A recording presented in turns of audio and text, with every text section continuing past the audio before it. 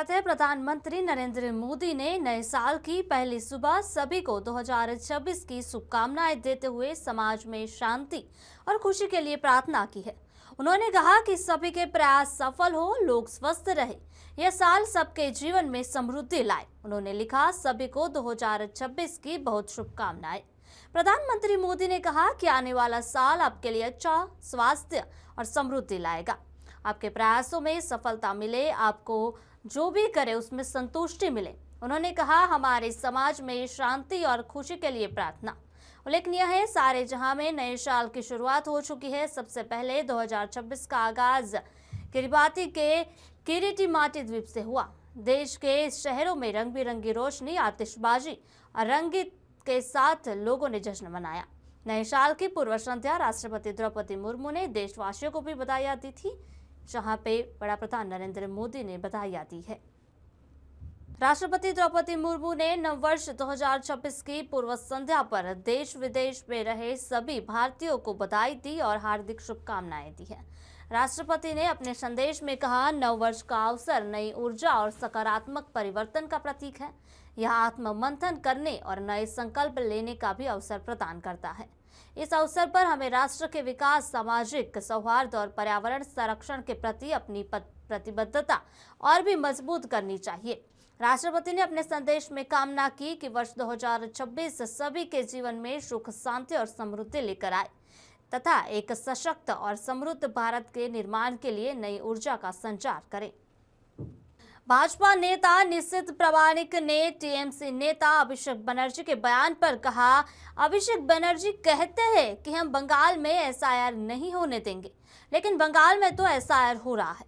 उन्होंने सार्वजनिक मंच से ऐलान किया है और एक वोटर का नाम हटा तो वो पश्चिम बंगाल में न जाने के क्या कर देंगे। उन्होंने आगे कहा, यह कानून व्यवस्था पर बार बार बिगड़ती जा रही है और इसके केवल ममता बनर्जी ही जिम्मेदार है। आज हम कह सकते हैं कि ममता बनर्जी डर गई है, वे तुष्टीकरण की राजनीति कर रही है। देखिए, पहली बात तो यह है कि अभिषेक बनर्जी कौन होता है पूछने वाला। इलेक्शन कमीशन एक संवैधानिक स्टैट्यूटरी इंडिपेंडेंट बॉडी है। इसको कोई भी क्वेश्चन अगर हम लोग करें तो उसका सम्मान को समझकर करना चाहिए, डिग्निटी को समझकर करना चाहिए।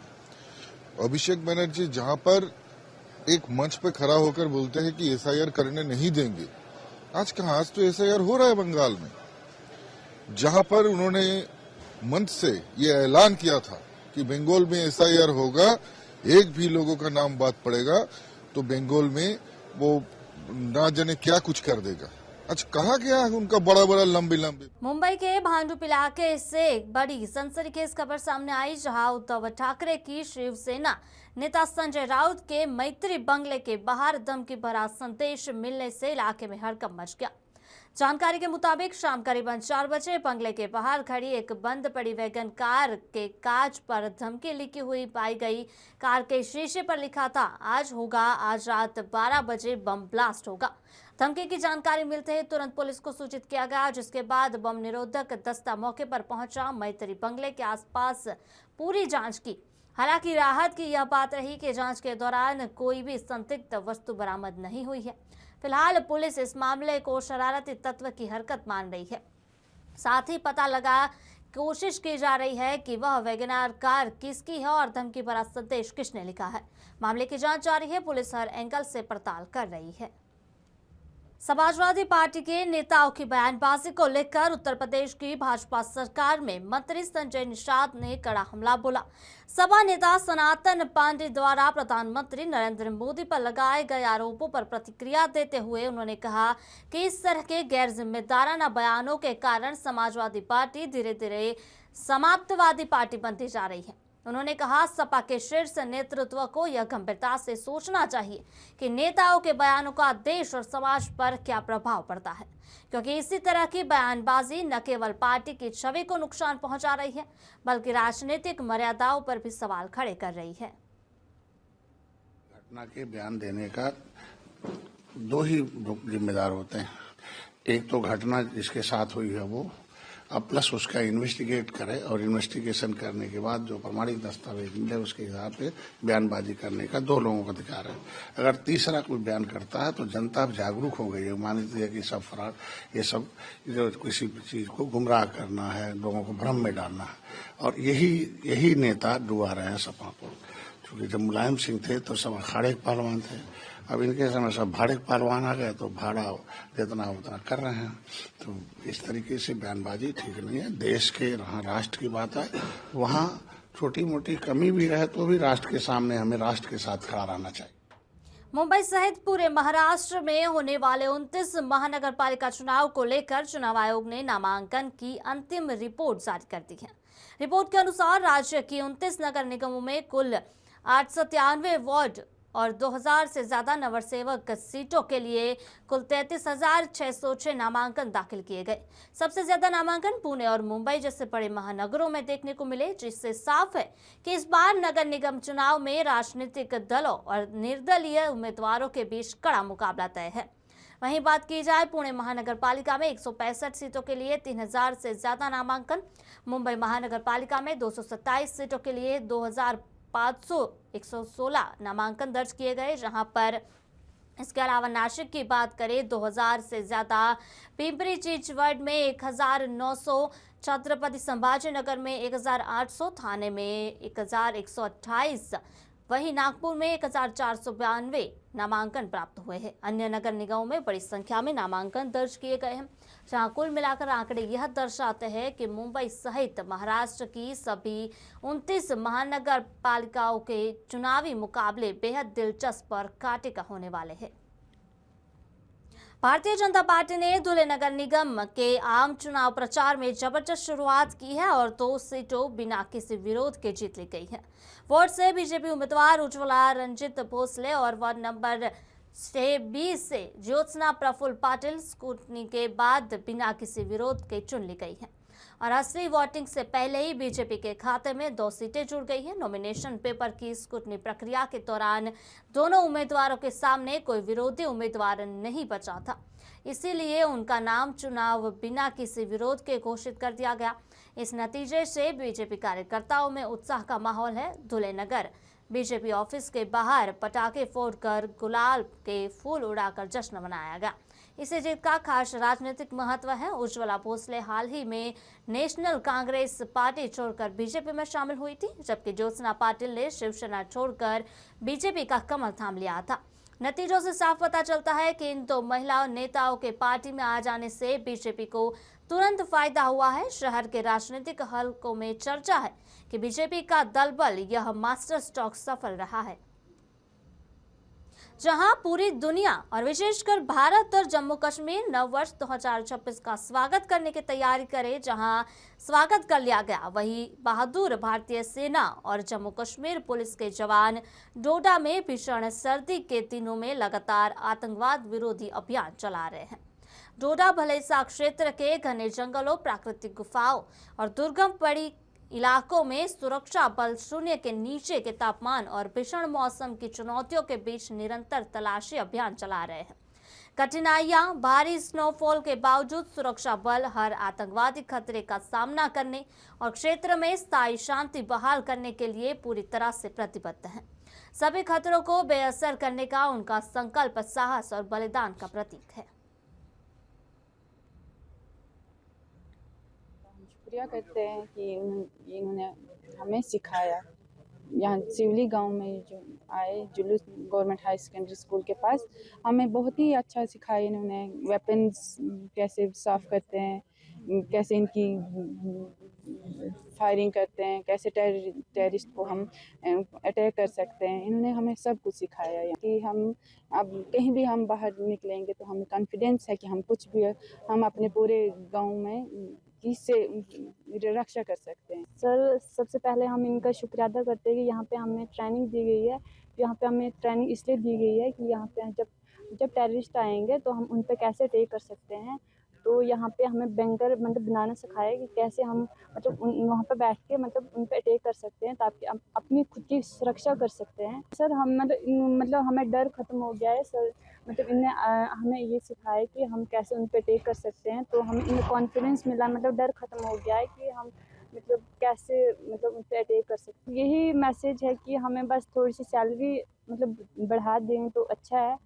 तो सर 4000 से कुछ नहीं हो सकता, यही गुजारिश है कि थोड़ी सी सैलरी बढ़ा दें। इंडियन आर्मी के 26 RR के शुक्रगुजार हैं जो वक्तन फक्ता हमारे पास आते रहते हैं और हमें स्किल दिखाते रहते हैं। दुश्मन से लड़ने के लिए हमें उत्साहित करते हैं, हमें बताते हैं कि कैसे आपको लड़ना है, कैसे आपको बचना है, कैसे आपको अपना देश बचाना है, गांव बचाना है, इलाका बचाना है। हमारा गुजारा होता नहीं है 4000 से। बाकी हमारे मैक्सिमम लोग तो अनपेड हैं, उनको भी कुछ मिलना चाहिए क्योंकि हमें अपना घर भी तो चलाना है। इसके साथ साथ में घर चलेगा तो देश चलेगा। आगामी नववर्ष के आयोजनों को सुरक्षित और शांतिपूर्ण तरीके से संपन्न कराने के लिए एसएसपी हरिद्वार ने सुरक्षा व्यवस्था की समीक्षा के लिए सभी थाना प्रभारियों और राजपत्रित अधिकारियों के साथ वीडियो कॉन्फ्रेंसिंग के माध्यम से एक महत्वपूर्ण बैठक की थी, जहां पे बैठक में एसएसपी हरिद्वार द्वारा जश्न के नाम पर सड़कों पर हुड़दंग करने वाले स्टंटबाजों के खिलाफ सख्त कार्रवाई करने के निर्देश भी दिए थे। शहर के प्रमुख चौराहों और होटलों के बाहर बैरिकेडिंग की जाएगी, जहां पर ब्रीथ एनालाइजर से माध्यम से शराब पीकर वाहन चलाने वालों की चेकिंग की गई।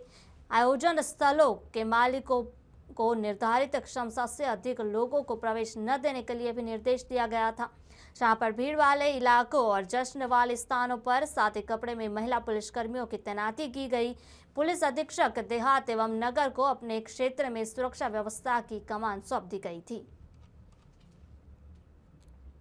नववर्ष के इस उपलक्ष्य में मैं सभी को बहुत बहुत बधाई देता हूं और आज इसी के संबंध में हमारे जो ट्रैफिक मैनेजमेंट है और क्राउड कंट्रोल को लेके एक विस्तृत मीटिंग ली गई थी, जिसमें सभी थाना प्रभारियों को कल होने वाले नववर्ष की पूर्व संध्या में जो कार्यक्रम होने हैं और जो लोगों का आवागमन होना है वो सुचारू रूप से और निर्बाध रूप से चलता रहे, इसको लेकर हमारी जो ड्यूटियां हैं वो प्रॉपर टाइम से खड़ी हो जाएं।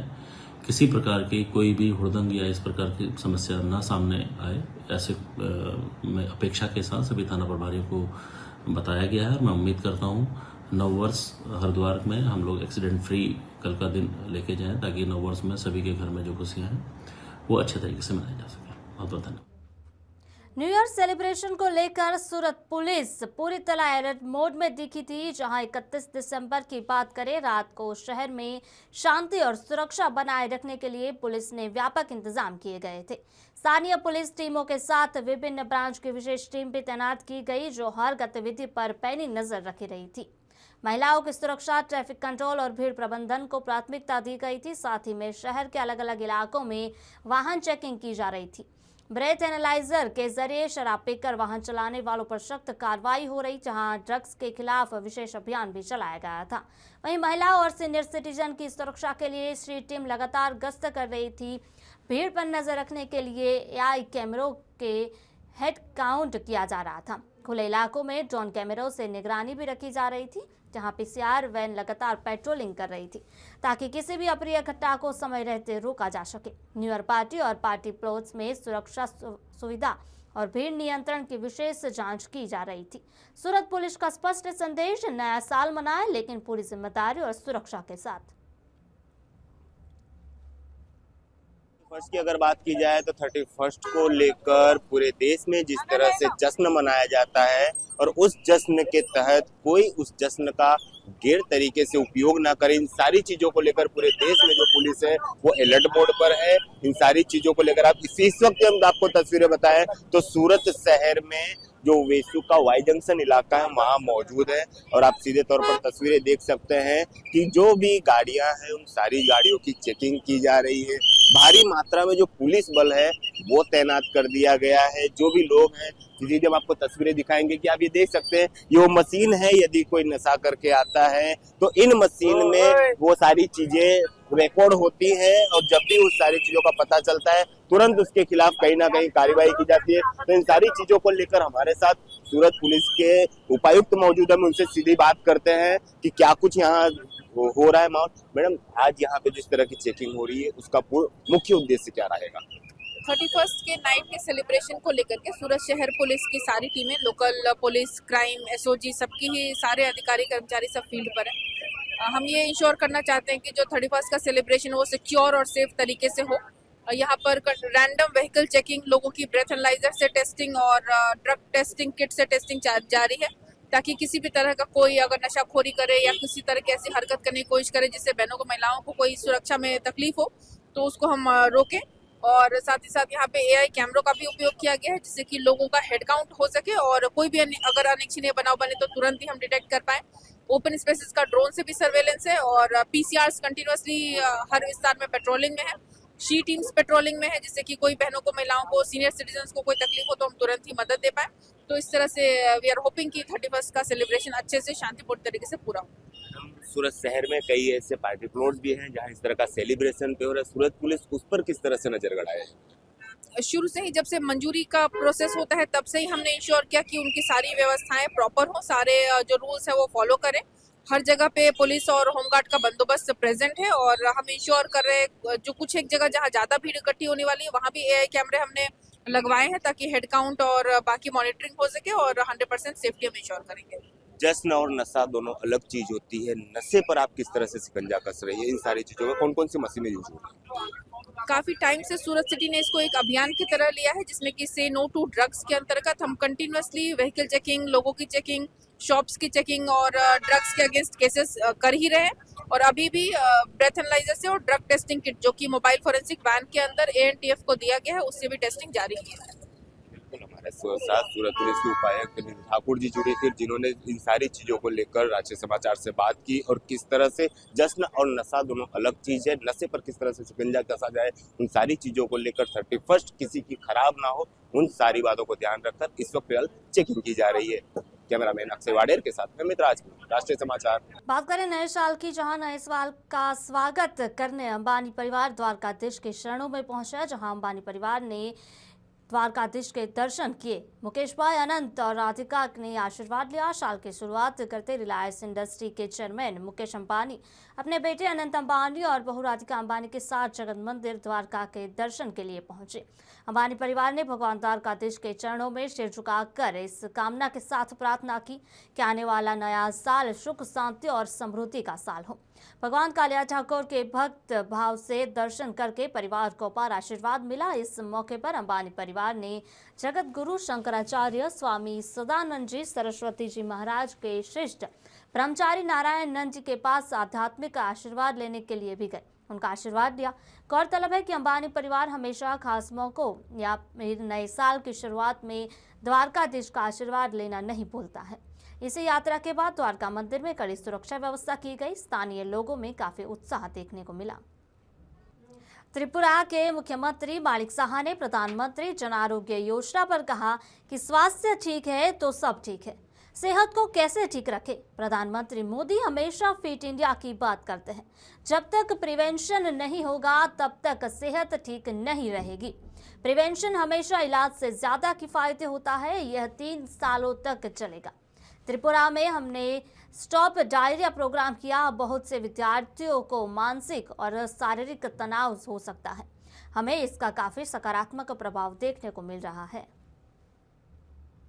कम्युनिकेबल डिजीज जो एक दूसरे से नहीं जाता है, हार्ट का प्रॉब्लम हो, स्ट्रोक हो, तो इसको डायबिटीज हो, तो इनको सामने रखते हुए पहले से स्क्रीनिंग हो और उनका जीवन शैली कैसे उनको चलना चाहिए, इसके ऊपर ही पूरा एक तो अवेयरनेस और इसको प्रिवेंशन, अगर हो गया तो क्या क्या ट्रीटमेंट और फॉलो अप, माने पूरा आरोग्य मंदिर तक उनका फॉलो अप करना। माने सभी जगह में कैंसर को लेके हम लोग पूरा तृणमूल स्तर में हम लोग गए हैं वहाँ पर। इसको लेके ये अभियान स्टार्ट हुआ, 3 साल तक ये चलेगा और जो बाकी हम लोग बहुत सारा मास्क का हम लोग स्टार्ट किया। संभल में सरकारी तालाब की भूमि पर भूमाफियाओं के कब्जे का मामला सामने आया। इस पर तहसील प्रशासन ने कार्रवाई करते हुए मौके पर पहुंचकर भूमि को कब्जा मुक्त कराने का अभियान शुरू किया। तहसील धीरेन्द्र प्रताप सिंह और अपने प्रशासनिक टीम के साथ बुलडोजर लेके मौके पर पहुंचे, जमीन की नापतोल की। तहसील ने बताया कि कपिल सिंगल और आरिफ हिलाल ने तालाब की भूमि पर अवैध कब्जा कर रखा था। जानकारी के अनुसार कपिल सिंघल बीजेपी के पश्चिमी उत्तर प्रदेश क्षेत्रीय उपाध्यक्ष राजेश सिंघल का भाई है, जबकि आरिफ हिलाल संभल के एसपी विधायक इकबाल मोहम्मद के करीबी माने जाते हैं। यह मामला संभल तहसील क्षेत्र के मुरादाबाद मार्ग स्थित एसडीएम कार्यालय के पास का है। ये 4 बीघा जमीन तालाब के नाम दर्ज है रिकॉर्ड में, और जो मुरादाबाद संभल शहर रोड पर शहर के बिल्कुल मध्य में यह स्थित है। यह करोड़ों की संपत्ति है। इसके बगल के जो खातेदार हैं उन खातेदारों ने अपनी भूमियों का एडजस्टमेंट करने के लिए इस तालाब की भूमि पर कब्जा कर रखा है। आज उसी को बाहर निकाला जा रहा है। किन लोगों ने कब्जा कर रखा है? इसमें जो कोई आरिफ हिलाल हैं, कोई कपिल सिंघल हैं, इन लोगों की जमीनों को इन लोगों से कब्जा मुक्त कराया जा रहा है। कितने हिस्से पर कब्जा है तालाब? खबरों का दौर जारी रहेगा, देखते रहिए राष्ट्रीय समाचार। नमस्कार।